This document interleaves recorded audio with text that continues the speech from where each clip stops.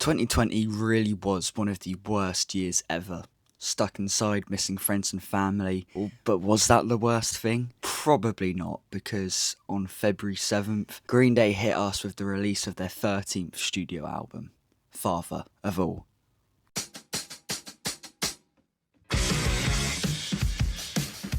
Hello everybody, and welcome back to another Green Day video. Today we're diving into what many fans consider Green Day's worst album, Father of All. This 26-minute, 10-track punk rollercoaster has left some listeners scratching their heads, wondering what on earth went wrong. So we're here to break down each song and uncover the chaotic thoughts swirling in the minds of 2020 Green Day. But before we get into this musical train wreck, let's talk about something even more cringy. The infamous billboard that proclaimed, no features, no Swedish songwriters, no trap beats, 100% pure uncut rock. Personally, I find it super ironic how the pure uncut rock bit was, because it acted as a teaser just to find out how bad this album would be. Anyway, enough chit-chatting, let's dive into the first track. This song definitely starts strong with that simple yet impactful drum beat, paired with an electrifying guitar intro. The power chords really pack a punch and create an exciting atmosphere right from the get-go. The instrumentation is quite impressive, showcasing the band's talent, but then we hit the vocals, and it feels like a bit of a letdown. It's interesting to think about Billy Joe's vocal choices sometimes. It feels like he's straying from that classic Green Day sound, almost like he's colourblind, as this isn't the White Stripes, it's Green Day. And fans expect that signature energy and vibe. Treacle does shine here though, as this track gives him the chance to really showcase his drumming skills. The rhythm he brings is engaging and adds a nice layer to the overall sound. While the bass may not be stealing the spotlight, it still provides a solid foundation. Overall, considering the strengths and weaknesses, this track stands out as one of the better offerings on the album, earning a respectable 7 out of 10. It's a mixed bag, but there are definitely moments that shine through. Remember that last statement on that billboard, 100% pure uncut rock? That's got to be taking the mick, right, because this track is practically a pop song. It's almost like they took a hard left turn in a whole new genre. You can almost imagine it blasting in the background of some cringy American sports advert where everyone's celebrating and the energy is just too over the top. The lyrics are super basic, almost like they were thrown together in a rush. The drums from Treacle, absolutely killer. But the rest of the instrumentation just kind of falls flat. It's like they forgot to bring the excitement we usually crave from Green Day. But hey, I can't deny it's got that groovy, upbeat feel that makes you want to move a little. It's catchy in its own way, but doesn't scream classic Green Day. So I'm going to give it a 4 out of 10, because that seems kind of fair. First off, the distorted effect on the lead and backing vocals really throws things off. Instead of enhancing the sound, it feels like it detracts from the overall vibe of the song. It's almost as if they were trying to experiment but ended up missing the mark. This kind of effect can work in certain contexts, but here it just feels out of place, making the vocals sound muddled rather than crisp and engaging. When it comes to the lyrics and the verses, they come off as quite lazy and uninspired. It's like the songwriting didn't get the attention it deserved, which is quite upsetting, as Green Day has a history of crafting meaningful and thought-provoking lyrics.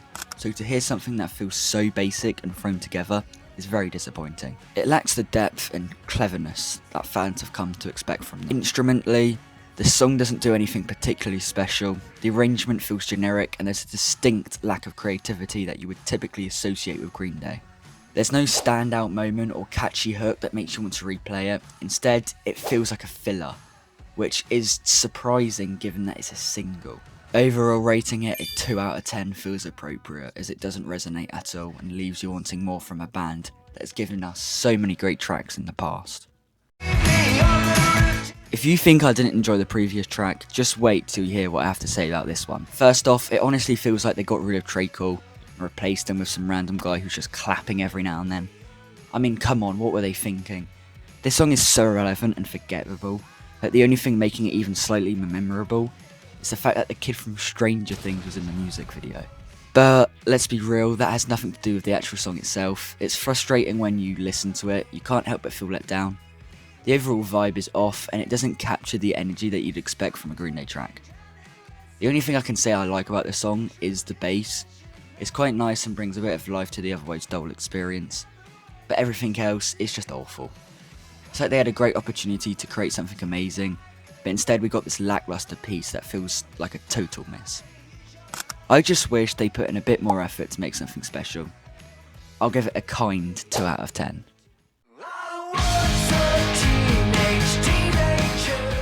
This track is regarded by just about everyone as a really cringy song, and while I can definitely agree with that sentiment, I find myself completely blinded by how amazing the bass sounds. For me, it is certainly a highlight of the song.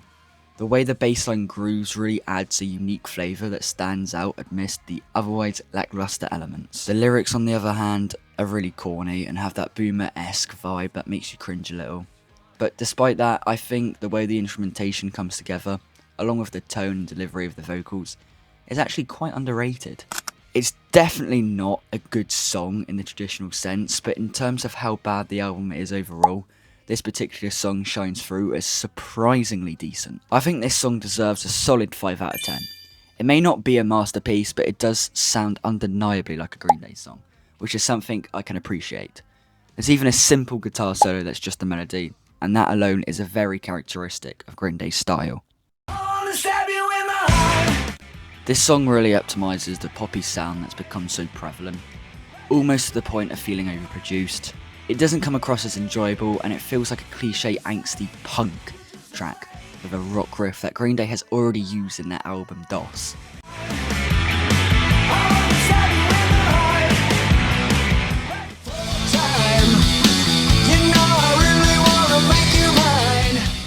The lyrics are incredibly boring and lack any real depth, which is disappointing.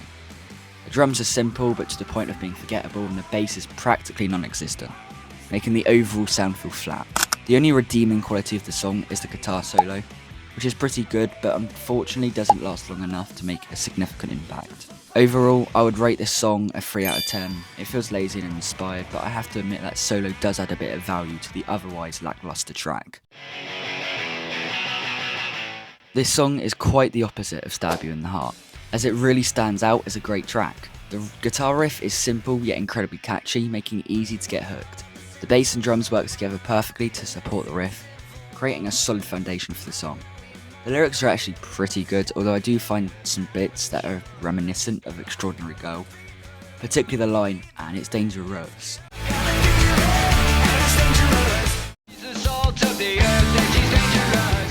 And it feels a bit uncanny, as it's exactly the same melody. Despite this minor similarity, Sugar Youth shines as a highlight in what might be considered a bland album. I feel like if this song were placed on any other Green Day album, it might be seen as mediocre. However, its standout quality on this particular album helps it gain the recognition it deserves. Because of its catchy nature and cool vibe, I'd give this song a solid 6 out of 10. It really captures the essence of what makes Green Day enjoyable.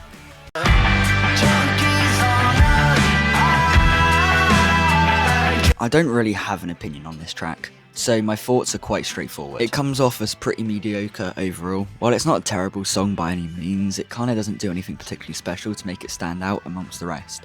At least it's not awful, as some of their other songs on this album, which is a plus. The lyrics can be kind of cringy at times, but they aren't so offensive that they ruin the listening experience. I suppose the song has a nice, relaxed vibe, which can be enjoyable, but it almost seems too laid back for its own good. I think it needs a bit more energy to make it truly more enjoyable and engaging. Because of its overall lack of excitement and impact, I rate the song a 5 out of 10 since it simply falls into the realm of mediocrity. This is quite an underrated song that really took me by surprise. At first glance, it does sound a bit overproduced, but honestly, it works pretty well. The catchiness of the track really grabbed my attention. I don't remember it hitting so hard before. The song starts off with such a strong opening that immediately immerses you into the chorus, creating an engaging experience right from the get-go. It's a simple song in structure, but it's executed so well that it feels much more interesting. I can't help but think that they took the best elements from Stab You in the Heart and Sugar Youth, combining those good bits to create something fresh and exciting.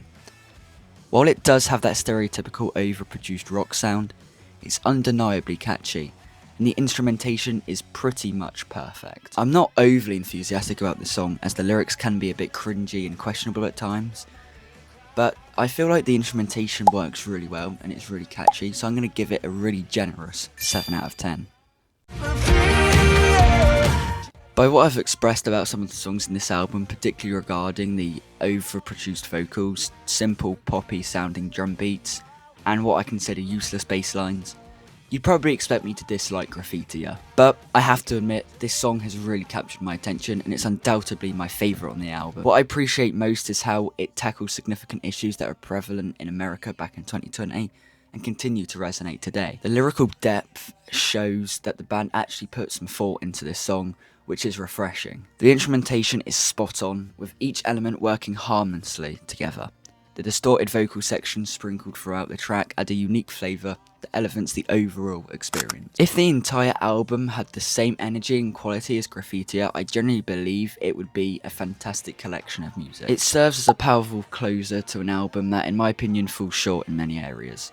I'm going to rate this song a strong 9 out of 10, because I just love it so much.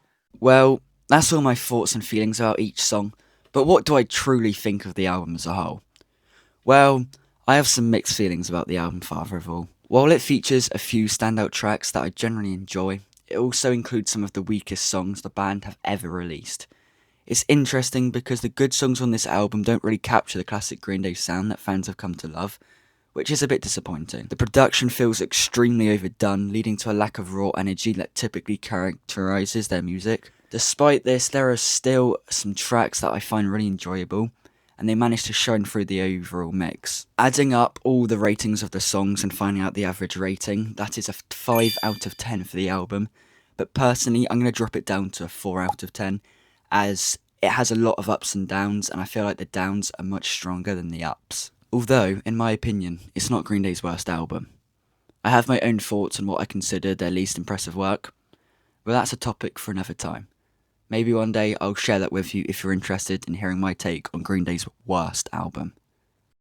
So yeah, that was my thoughts on Green Day's most controversial album. I hope you enjoyed this video.